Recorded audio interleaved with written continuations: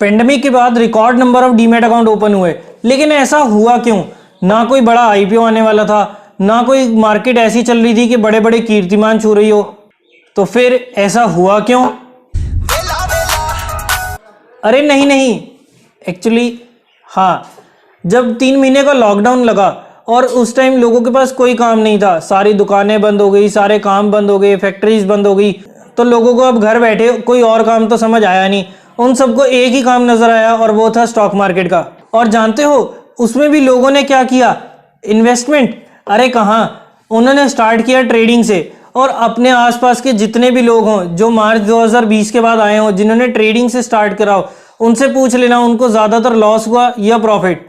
ज़्यादातर को लॉस ही हुआ होगा। हाँ, इन्वेस्टमेंट वालों को काफ़ी बढ़िया प्रॉफिट हुआ होगा और वो तो इस टाइम वैसे ही 7वें आसमान पे होंगे।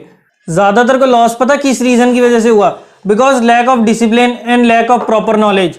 स्टॉक मार्केट से पैसा कैसे कमाना है, ट्रेडिंग से या इन्वेस्टमेंट से? इन्वेस्टमेंट के ऊपर मैं पहले काफ़ी सारी वीडियोस डाल चुका हूँ, बट अब हम देखते हैं कि ट्रेडिंग से पैसा कैसे कमाते हैं। So hello and welcome you all to this channel. मेरा नाम है तुषार बुद्धिराजा और आप देख रहे हैं अपना चहेता चैनल फिनटेक गुरुकुल। और आज हम इस चैनल पर देखने वाले हैं कि ट्रेडिंग से हम रेगुलर इनकम कैसे जनरेट कर सकते हैं। ऐसी ट्रेडिंग टेक्निक्स जो एक बिगिनर यूज कर सकता है स्टॉक मार्केट से पैसा कमाने के लिए। और ये कुछ 7 से 8 वीडियोस की सीरीज होने वाली है जिसमें आपको बिल्कुल बेसिक से पता चलेगा कि स्टॉक मार्केट से हम एक रेगुलर इनकम कैसे जनरेट कर सकते हैं। स्टॉक मार्केट में ट्रेडिंग के लिए आपको चाहिए एक डीमैट अकाउंट। और डीमैट अकाउंट कहाँ खोलें, इसके लिए आपको डिस्क्रिप्शन में एक लिंक मिल जाएगा एंजल ब्रोकिंग का। उस पर आप आराम से अपना डीमैट अकाउंट ओपन कर सकते हैं और हाथों हाथ आपको आपकी आईडी पासवर्ड मिल जाएगी। सो आप ट्रेडिंग तभी से स्टार्ट कर सकते हैं। तो फ्रेंड्स, आज से हम देखते हैं बेसिक्स ऑफ स्टॉक मार्केट, जैसे what is share market, what is NSC, BSc, SEBI, NSDL, CDSL, ये सब चीज़ें क्या होती हैं और कौन कौन सी ट्रेडिंग टेक्निक्स होती हैं जिनके थ्रू हम स्टॉक मार्केट से रेगुलर इनकम जनरेट कर सकते हैं।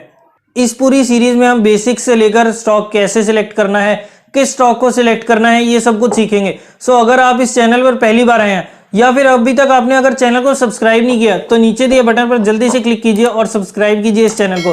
साथ ही में बने बेल आइकन को भी प्रेस करें ताकि आपको हर नई वीडियो की नोटिफिकेशन सबसे पहले मिल जाए और आप इस सीरीज में जितनी भी आगे आने वाली वीडियोस हैं उनको कोई भी मिस ना करें। अगर आप पहले से भी ट्रेडिंग करते हैं तो भी इस सीरीज को एक बार जरूर देखिए। क्या पता आपको इस सीरीज में कुछ नया मिल जाए जिसके थ्रू आप अपनी ट्रेडिंग को और इम्प्रूव कर सकें। ऑल्टरनेट डेज पर ये वीडियोस आएंगी, so don't miss any of these videos. और साथ ही में इसकी पूरी एक प्लेलिस्ट भी होगी जिसमें आप सारी वीडियोस को एक साथ भी देख सकते हैं। सो सबसे पहला क्वेश्चन है what is stock market. Stock market एक ऐसी जगह है जहां पर शेयर्स की, कंपनीज की हिस्सेदारी की बाइंग और सेलिंग होती है। स्टॉक मार्केट में 2 तरह की मेन मार्केट्स होती हैं, एक होती है प्राइमरी मार्केट और एक होती है सेकेंडरी मार्केट। प्राइमरी मार्केट वो मार्केट होती है जहां पे आईपीओ आते हैं। जब कोई कंपनी पहली बार लिस्ट होना चाहती है तो उसे अपना आईपीओ लेकर आना पड़ता है, जिसके थ्रू कंपनी मार्केट से पैसा उठाएगी और बदले में अपनी हिस्सेदारी, कंपनी की हिस्सेदारी पब्लिक में बेच देगी। आईपीओ के बारे में तो मैं वैसे भी चीख कर बोलता रहता हूँ कि इस आईपीओ में लगाओ या इस आईपीओ को छोड़ो, क्योंकि आईपीओ ना भी हो, अगर आपको शेयर मार्केट में इन्वेस्टमेंट करनी हो, फिर भी आईपीओ एक शॉर्ट टर्म में बढ़िया रिटर्न कमाने के अच्छे तरीके हैं। इसमें रिस्क काफ़ी होता है, लेकिन अगर आप एक समझदार तरीके से किसी भी आईपीओ को चूज करेंगे ना तो उसमें आपको प्रॉफिट ज्यादा मिलेगा। और सेकेंडरी मार्केट वो वाली मार्केट होती है जहां पे जब स्टॉक मार्केट में शेयर्स लिस्ट हो जाते हैं आईपीओ के बाद, तो उसके बाद जो नॉर्मल बाइंग और सेलिंग होती है ना, उसे हम सेकेंडरी मार्केट कहते हैं। Then the next question is what is NSC and what is BSC. NSC means national stock exchange और बीएससी मतलब Bombay stock exchange. BSC one of the oldest stock exchange है, not only India but Asia का। और NSC आज वो ऐसा exchange है जहां पर देश की सबसे ज्यादा ट्रेडिंग होती है। बीएससी पर 5000 से ज्यादा कंपनीज लिस्टेड हैं और एनएससी पे फिलहाल 1600 से ज्यादा कंपनीज लिस्टेड हैं। इन शॉर्ट ये वो जगह हो गई जहां पर कंपनीज लिस्ट होती हैं।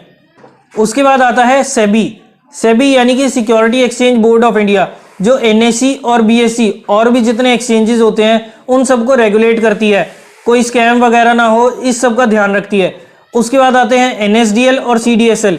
एनएसडीएल और सीडीएसएल वो डिपॉजिटरीज हैं जहां पर हमारे स्टॉक्स रखे जाते हैं। इन्हीं के पास हमारे डीमैट अकाउंट मेनली खुले होते हैं। और उसके बाद आते हैं जो स्टॉक ब्रोकर्स होते हैं। स्टॉक ब्रोकर्स एक मीडिएटर्स हैं जिनके थ्रू हम शेयर्स बाय या सेल कर सकते हैं। उनकी वेबसाइट्स को, उनके प्लेटफॉर्म्स को यूज करके हम ये सारी ट्रांजैक्शंस कर सकते हैं। जैसे एंजल ब्रोकिंग हो गया, जिसका लिंक मैंने आपको नीचे डिस्क्रिप्शन में भी दे रखा है। उसके अलावा काफ़ी सारे डिस्काउंट ब्रोकर्स हो गए, जैसे ज़ीरोधा हो गया, अपस्टॉक्स हो गया, और बाकी काफ़ी बड़ी बड़ी कंपनीज भी हैं जैसे मोतीलाल ओसवाल। बैंक्स भी ये चीज़ प्रोवाइड करते हैं। सो इनके थ्रू हम अपने शेयर्स बाय और सेल कर सकते हैं। अब आते हैं ट्रेडिंग पर कि लोग मार्केट में ट्रेड कैसे करते हैं। सबसे पॉपुलर और सबसे कॉमन तरीका है रैंडम ट्रेडिंग का।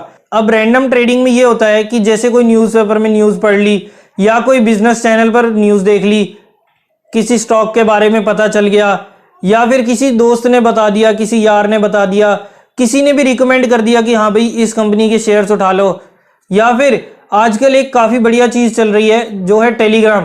टेलीग्राम पर कोई कॉल आई, मतलब उसमें काफ़ी सारे ग्रुप्स ज्वाइन कर रखे हो, कोई कॉल आई और बिना रिसर्च के टेलीग्राम वालों को मैं बुरा नहीं कह रहा, ये उनका एक बिजनेस मॉडल है जिसके थ्रू आप अच्छे से अच्छे स्टॉक्स भी पिक कर सकते हैं।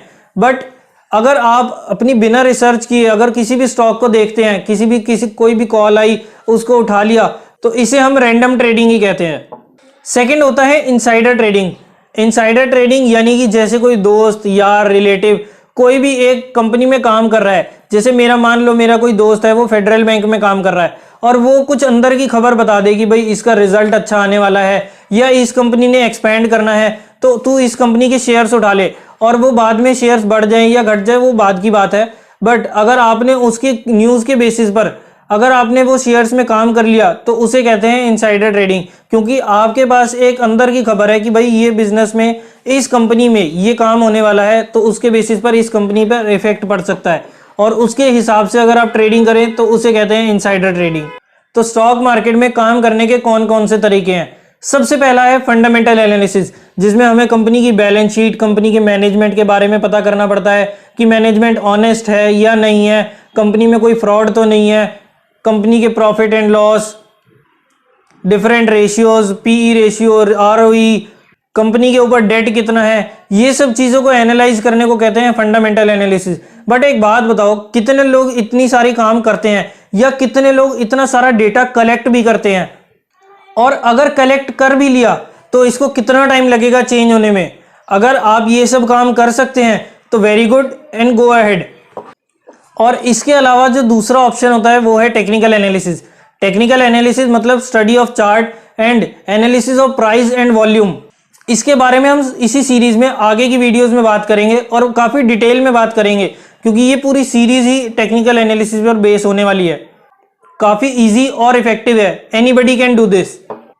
सो ये तो हो गई कुछ बेसिक टर्म्स जो आपको स्टॉक मार्केट में काफ़ी ज़्यादा यूज़ होने वाली हैं। कुछ और बेसिक टर्म्स के बारे में हम नेक्स्ट वीडियो में जानेंगे, और उसके बाद हम धीरे धीरे ये भी देखेंगे कि टेक्निकल एनालिसिस कैसे करते हैं, बेसिक्स ऑफ टेक्निकल एनालिसिस यानी कि, और उसके अलावा स्टॉक कैसे सिलेक्ट करें।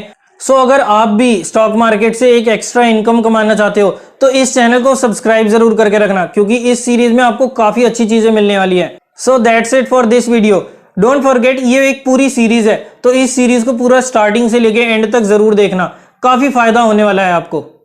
वीडियो अच्छी लगी तो इसे लाइक जरूर कीजिए और साथ ही में सबके साथ शेयर भी कीजिए, ताकि वो भी स्टॉक मार्केट में बेसिक्स से स्टार्ट करें और टेक्निकल एनालिसिस को यूज करके अपना ट्रेडिंग से एक रेगुलर इनकम कैसे कमा सकते हैं इसके बारे में उनको भी जानकारी मिले। So that's it for today. मिलते हैं इस सीरीज के नेक्स्ट वीडियो में, तब तक के लिए मैं तुषार बुद्धि राजा आपसे लेता हूँ इजाजत। Bye bye and take care.